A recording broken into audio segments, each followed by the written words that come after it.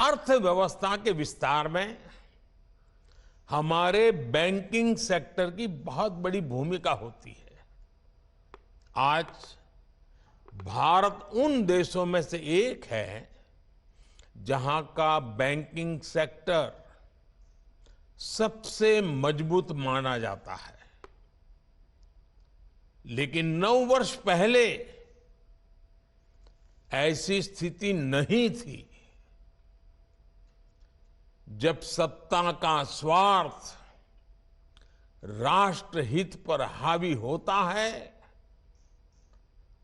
तब कैसी बर्बादी होती है, कैसा विनाश होता है। देश में कई उदाहरण हैं। ये हमारे बैंकिंग सेक्टर ने तो पिछली सरकार के दौरान ये बर्बादी को देखा है, झेला है, अनुभव किया है। आप लोग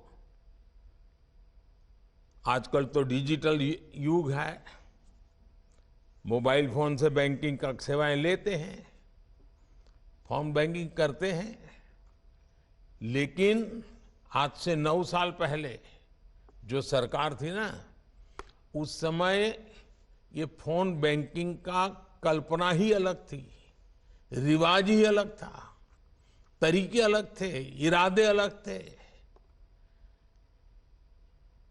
उस जमाने में, उस सरकार में ये फोन बैंकिंग मेरे आपके जैसे सामान्य नागरिकों के लिए नहीं था, देश के 140 करोड़ देशवासियों के लिए नहीं था।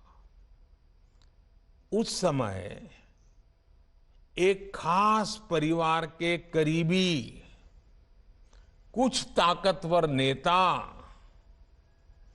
बैंकों को फोन करके अपने चहेतों को हजारों करोड़ रुपए का लोन दिलवाया करते थे। ये लोन कभी चुकाया नहीं जाता था और कागजी कार्रवाई होती थी। एक लोन को चुकाने के लिए फिर बैंक से फोन करके दूसरा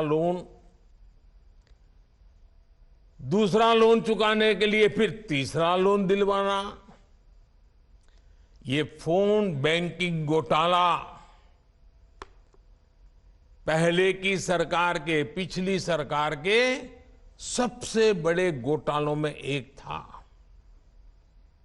पहले की सरकार के इस घोटाले की वजह से देश की बैंकिंग व्यवस्था की कमर टूट गई थी। 2014 में आप सबने हमें सरकार में आकर के देश की सेवा करने का मौका दिया। 2014 में सरकार में आने के बाद हमने इस स्थिति से बैंकिंग सेक्टर और देश को मुसीबतों से निकालना एक के बाद एक कदम उठा करके काम शुरू किया। हमने सरकारी बैंकों के मैनेजमेंट को सशक्त किया, प्रोफेशनलिज्म पर बल दिया।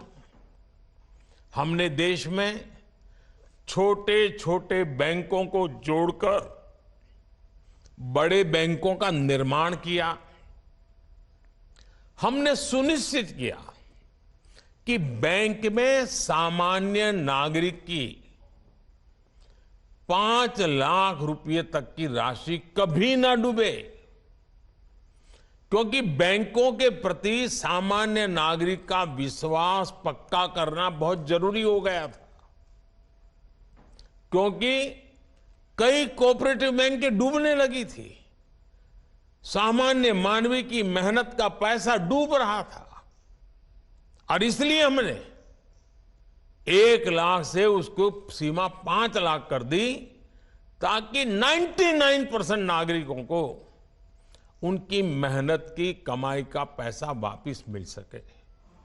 सरकार ने एक और महत्वपूर्ण कदम उठाया, बैंक्रप्सी कोड जैसे कानून बनाए, ताकि अगर कोई कंपनी किसी न किसी कारण से बंद होती है तो बैंकों को कम से कम नुकसान हो, इसके साथ ही हमने गलत काम करने वालों पर शिकंजा भी कसा, बैंकों को लूटने वालों की संपत्ति जब्त कर ली।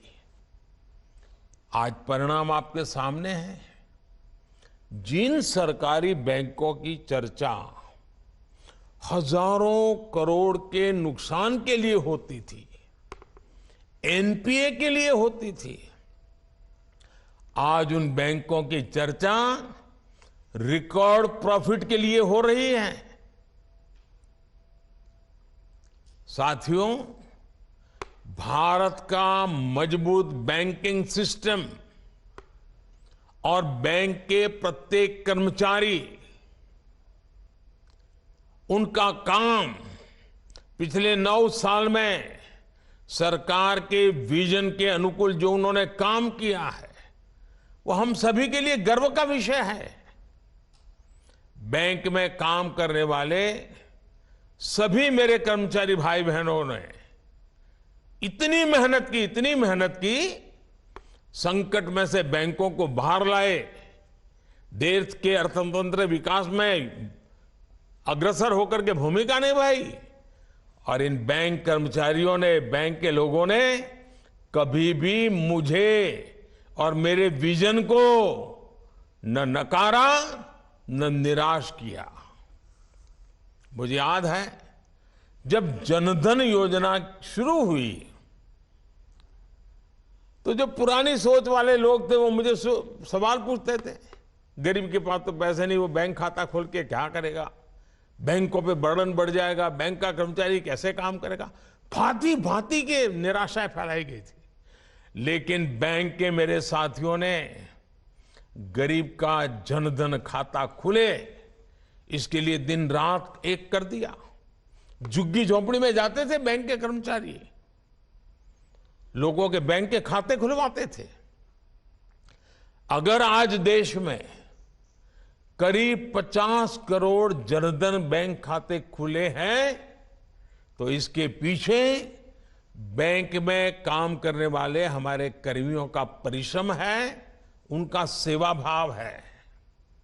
ये बैंक कर्मियों की मेहनत है जिसकी वजह से सरकार कोरोना काल में करोड़ों महिलाओं के बैंक